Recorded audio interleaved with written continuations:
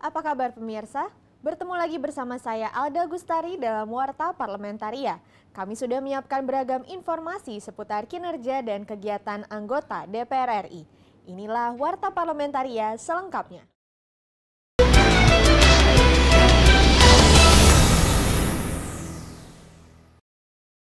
Rancangan Undang-Undang Cipta Kerja terus dibahas pemerintah dan DPR melalui Badan Legislasi.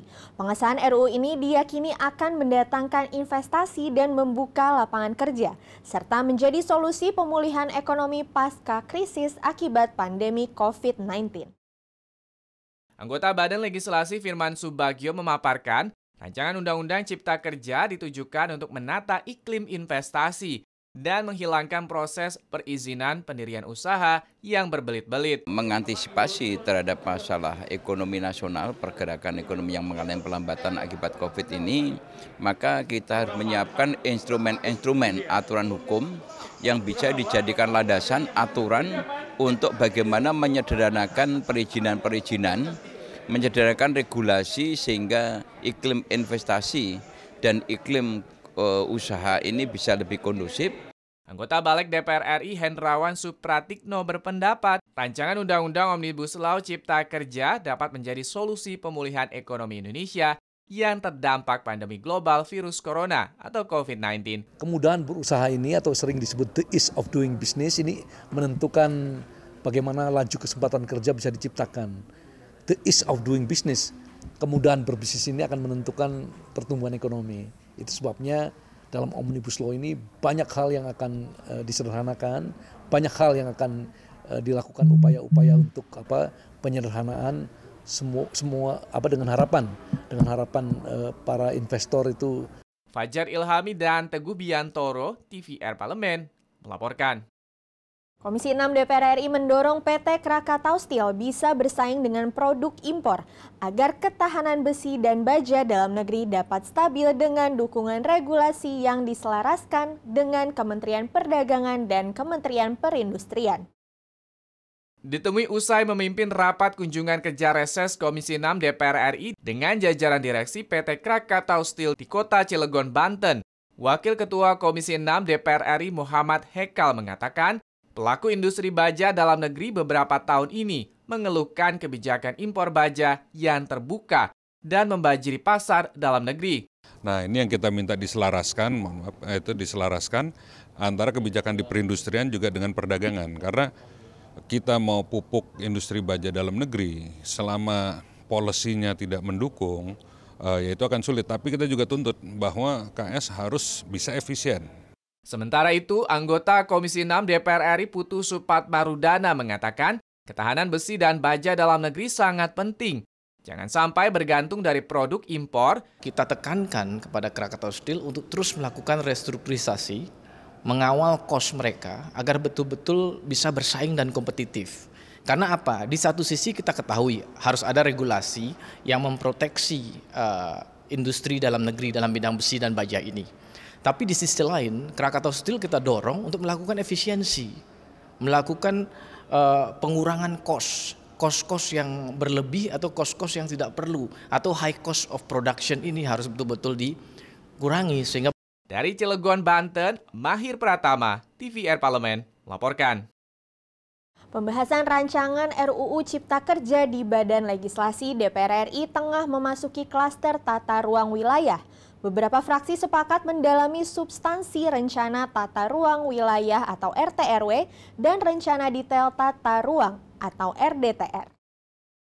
Pembahasan rancangan Undang-Undang Cipta Kerja di Badan Legislasi DPR RI tengah memasuki klaster tata ruang wilayah. Beberapa fraksi sepakat mendalami substansi rencana tata ruang wilayah atau RTRW dan rencana detail tata ruang atau RDTR.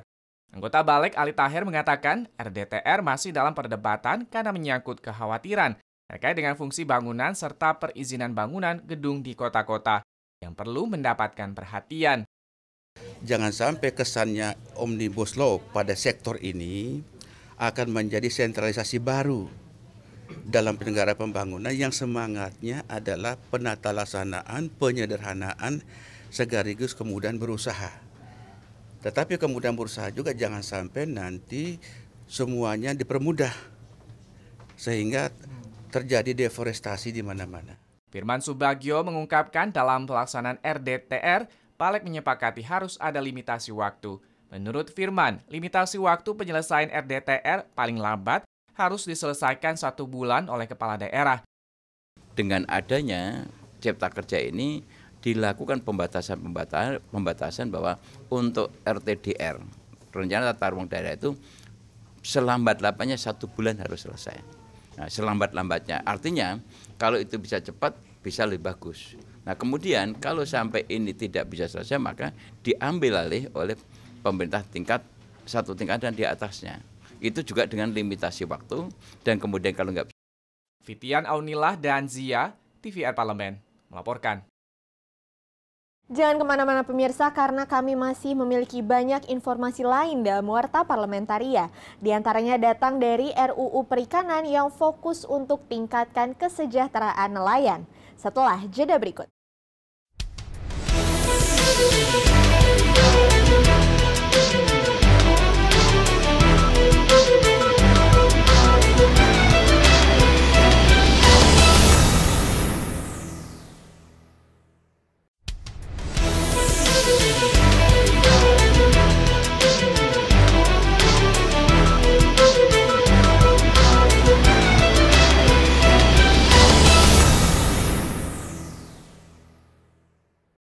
Komisi 4 DPR RI berkomitmen meningkatkan kesejahteraan nelayan kecil melalui revisi Undang-Undang Perikanan yang akan meningkatkan perlindungan terhadap nelayan kecil.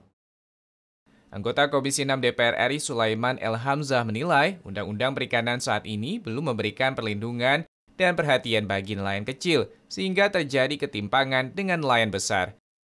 Sulaiman menyampaikan revisi Undang-Undang Perikanan akan fokus pada pemberdayaan dan pelindungan khusus terhadap nelayan kecil, sehingga akan meningkatkan kesejahteraan mereka. Sementara nelayan besar akan didorong untuk memenuhi kebutuhan konsumsi nasional dan internasional melalui ekspor. Saat akan datang nanti sesudah undang-undang disahkan, mudah-mudahan ini bisa tercover seluruhnya, kepentingan masyarakat nelayan lokal itu betul-betul diatur kepentingannya di sana, sehingga keseimbangan untuk dia bisa mendapatkan hasil tangkapan. Anggota Komisi 4 DPR RI Hairudin mengatakan saat ini nelayan kecil masih tertinggal. Untuk itu, rancangan Undang-Undang Perikanan akan memfasilitasi nelayan kecil untuk mendapat kerjasama yang lebih luas, akses wilayah produktif dan strategis, serta peningkatan pendidikan.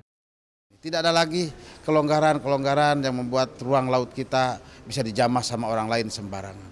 Yang kedua, dalam RUU ini kita dorong bahwa nelayan itu nilai tukarnya terukur. Dia punya akses pada wilayah produktif. Nah, itu yang disebut dengan bagaimana tolak ukur nelayan kita didorong jauh lebih sejahtera. Septia Caniago dan Ridwan, TVR Parlemen, melaporkan. Komisi 8 DPR RI mendorong pemerintah Kabupaten Kudus, Jawa Tengah untuk memperbaiki proses pencatatan, verifikasi, dan validasi data masyarakat yang membutuhkan agar proses pemberian bantuan dapat tepat sasaran dan tidak disalahgunakan. Ditemui setelah pertemuan dengan pemerintah Kabupaten Kudus, dalam kunjungan Komisi 8 ke Jawa Tengah, anggota Komisi 8 DPR RI Ali Tahir menyampaikan, Komisi 8 DPR RI berharap pemerintah Kabupaten Kudus dapat melakukan pencatatan data masyarakat miskin secara lebih teliti dan menyeluruh. Data ini betul-betul data by name, by address, tetapi mampu menjangkau masyarakat luas, baik itu yang terkena dampak COVID maupun tidak. Salah satu kelemahan yang paling mendasar itu adalah data yang tidak sampai pada masyarakat yang paling bawah dan tidak terinput dengan baik. Terkait dengan verifikasi dan validasi data masyarakat, Ketua Rombongan Kunjungan Komisi 8 DPR RI ke Kabupaten Kudus, Abdul Wahid berharap Kementerian Sosial dapat menunjuk tim dari Dinas Sosial Daerah untuk membantu pendataan Kementerian Pusat, agar Kementerian Sosial dapat memberikan dan menyalurkan bantuan dengan kualitas dan jumlah yang tepat. Kementerian Sosial tidak hanya menunjuk tim dari pusat, tapi daerah ini ya, Departemen Sosial di Kabupaten Kudus ini atau di daerah yang lain untuk ditunjuk menjadi tim. Maka mereka akan persis tahu ya di daerah itu yang perlu mendapatkan bantuan dan tidak perlu mendapatkan bantuan. Dari Kudus, Jawa Tengah, Ferdian Nur Rahman, TVR Parlemen melaporkan. Komisi 2 DPR RI mengapresiasi persiapan dan kesiapan Pilkada serentak 2020 di Kabupaten Indramayu, Jawa Barat.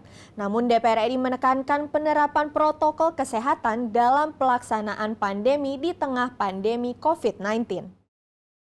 Ditemui usai pertemuan dengan PLT Bupati Indramayu di Kabupaten Indramayu, Jawa Barat, Wakil Ketua Komisi 2 DPR RI Saan Mustofa menilai, secara teknis kesiapan pelaksanaan pilkada di Indramayu sudah sesuai dengan rencana.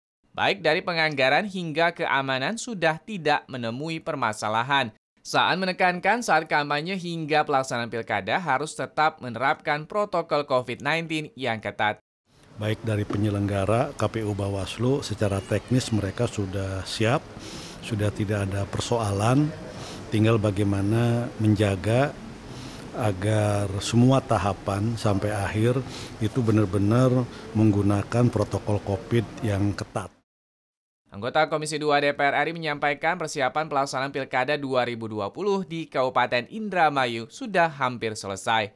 Sukamto menghimbau penyelenggara pemilu untuk berkoordinasi dengan gugus tugas penanganan COVID-19 dalam penerapan protokol COVID-19 dalam pelaksanaan Pilkada serentak 2020 di tengah pandemi. Dan semuanya menyatakan siap untuk mendukung tentang pilkada yang akan datang. Dengan demikian, kami yakin bahwa di Indramayu ini nanti akan sukses dalam satu pemilihan. Samping itu, kami dari Komisi 2 menyarankan pokok utama, jangan meninggalkan tentang aturan kesehatan. Dari Kabupaten Indramayu, Jawa Barat, Ridwan, TVR Parlemen melaporkan. Wakil Ketua DPR RI Sufmi Dasko mengimbau Kementerian Pendidikan dan Kebudayaan mengkaji ulang secara komprehensif terkait rencana belajar tatap muka di sekolah-sekolah yang berada di luar zona hijau dalam situasi pandemi COVID-19. Ditemui di Gedung Nusantara 3 DPR RI Jakarta, Sufmi Dasko tidak ingin dengan belajar tatap muka kembali di sekolah menjadi klaster baru dalam penyebaran virus corona, meski berada di zona hijau dan menerapkan protokol kesehatan secara ketat. Pasalnya, tidak ada jaminan anak-anak bisa menerapkan protokol kesehatan secara disiplin, baik saat perjalanan menuju sekolah, di sekolah, dan pulang dari sekolah. Untuk di zona hijau saja, kita mesti melaksanakan protokol COVID dengan ketat dan disiplin. Nah, untuk zona kuning dan zona merah, sebaiknya menurut saya lebih dikaji secara mendalam. Karena ini lebih sulit mendisiplinkan anak-anak dalam menjalankan protokol COVID-19. Wakil Ketua DPR RI Sufmi Dasko mengakui, sistem pembelajaran jarak jauh atau PJJ memang masih mengalami kendala. Namun pemerintah sebaiknya fokus mengambil langkah konkret agar jaringan internet merata di seluruh Indonesia dan memberikan subsidi kuota internet bagi pelajar daripada mewacanakan belajar tatap muka di sekolah demi menekan dan memutus meluasnya penyebaran virus corona di Indonesia. Karena memang ada keterbatasan internet di daerah-daerah yang internetnya kurang bagus. Bagaimana pemerintah bisa memberikan kuota internet gratis kepada anak-anak yang kemudian harus belajar dari rumah. Zikri dan Denus, TVR Parlemen melaporkan.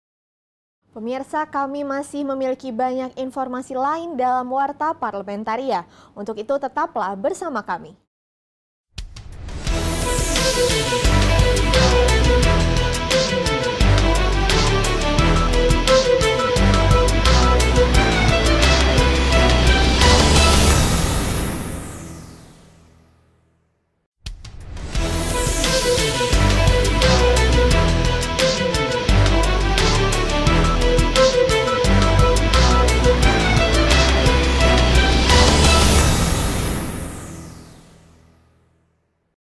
Terkait dengan tidak diumumkannya lagi perkembangan kasus harian COVID-19 lewat juru bicara, namun melalui situs resmi, pimpinan DPR RI mengimbau Satgas COVID-19 tetap mensosialisasikan protokol kesehatan secara ketat kepada masyarakat.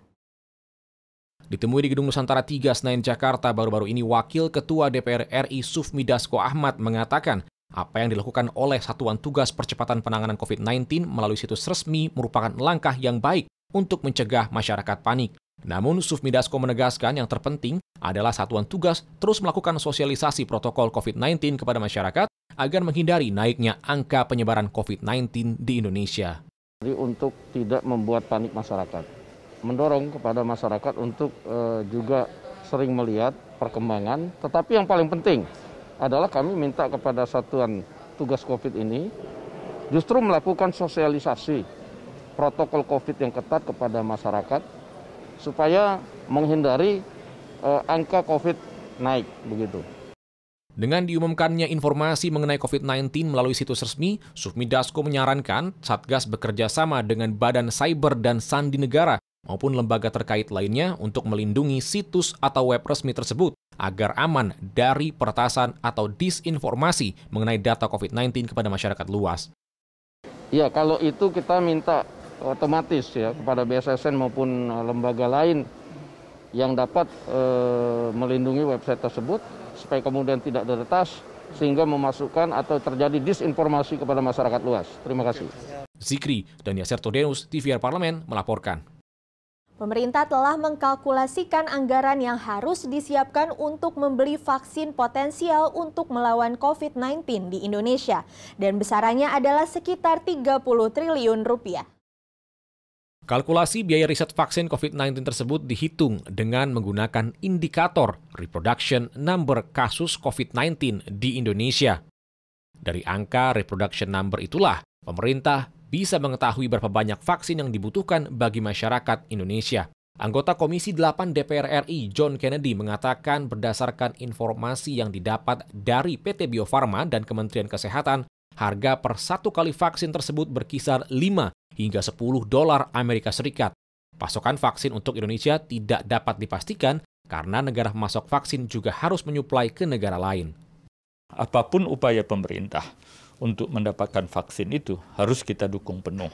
Atau untuk menghentikan laju pandemi COVID-19 ini yang semakin hari saya lihat trennya tetap tinggi gitu loh. John Kennedy menjelaskan untuk mencegah COVID-19 setidaknya 70% dari 260 juta warga Indonesia atau sekitar 170 juta penduduk harus mendapatkan vaksinasi. Sementara setiap orang harus divaksinasi 2 kali sehingga dibutuhkan 350 juta dosis vaksin.